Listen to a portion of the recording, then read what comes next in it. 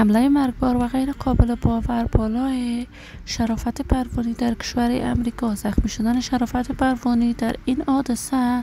شرافت پروانی ابراز پشیمانیش را از ازدواج دومش بیان کرده است. شرافت با کی ازدواج کرده است و همسر اول شرافت پروانی با فرزندانش در کدام کشور است؟ من در این ویدیو پیرامون حقایق همین ماجرا خواهم پرداخت. پس در ادامه با کانال دنیا اینفو باشید.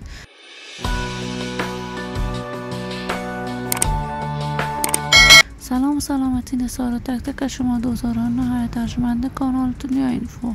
شما رو خوش آمدید میگم به یکی دیگر از ویدیوهای جذاب و دیدنی این کانال. اگر دوست کانال دنیا اینفو باشید پس برای حمایت هرچی بیشتر از این کانال علامت سابسکرایب رو فشار دهید تا بیننده ویدیوهای جذاب و دیدنی کانال دنیا اینفو باشید.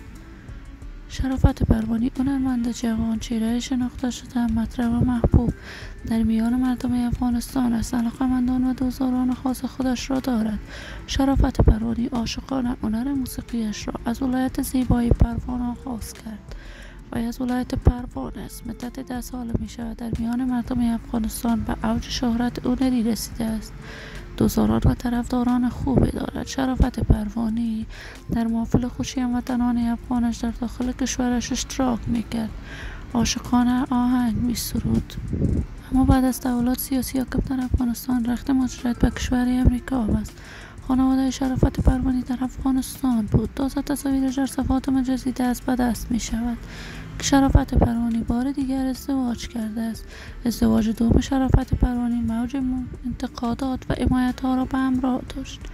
اما تازه تصاویرش نشر شده است که شرافت پروانی زخمی است. تاکنون جزئیات بیشتری این ماجرا در دست نیست.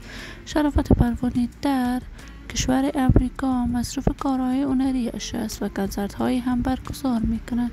من آرزوی خوشبختی، موفقیت و سعادت برای این هنرمند با جمعی از هنرمندان افغان از بارگاه عزت الله ازال تمنا دارم.